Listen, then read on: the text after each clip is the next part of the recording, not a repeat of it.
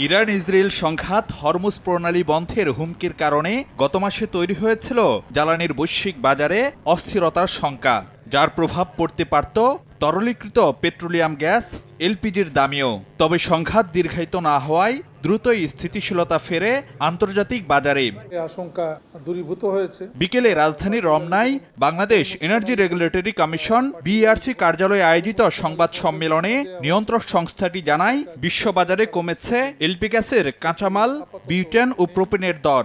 ফলে দেশের বাজারেও আরেক দফা দাম কমল এলপিজির। জুনের তুলনায় ৩৯ টাকা কমিয়ে চলতি মাসে ভোক্তা পর্যায়ে ১২ কেজি সিলিন্ডারের দাম ঠিক করা হয়েছে ১,৩৬৪ টাকা।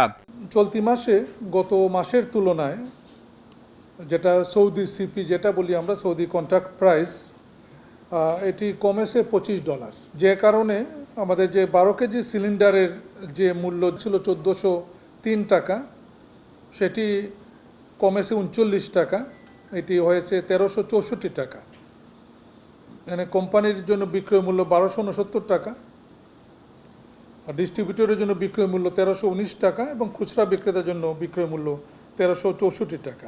তবে ৫ মাস ধরে কমতির ধারায় থাকলেও নির্ধারিত দামে মেলে না এলপি গ্যাস, এমন অভিযোগ প্রসঙ্গে বিইআরসি চেয়ারম্যান বলেন, নজরদারির নির্দেশনা দেওয়া হয়েছে মাঠ প্রশাসনকে। জেলা প্রশাসনকে এবং বিভাগীয় প্রশাসনকে অনুরোধ করেছি আমরা, তারা যেন ওই ভোক্তা অধিকার অধিদপ্তরকে সঙ্গে নিয়ে যেন অভিযান চালায়। এটা বিইআরসি জানায়, ভোক্তা পর্যায়ে কমানো হয়েছে অটো গ্যাসের দামও। লিটার প্রতি ১ টাকা ৮৪ পয়সা কমিয়ে যানবাহনে ব্যবহৃত এই জ্বালানির দাম নির্ধারণ করা হয়েছে ৬২ টাকা ৬৪ পয়সা। ফারুক ভিয়া, রবিন, সময় সংবাদ, ঢাকা।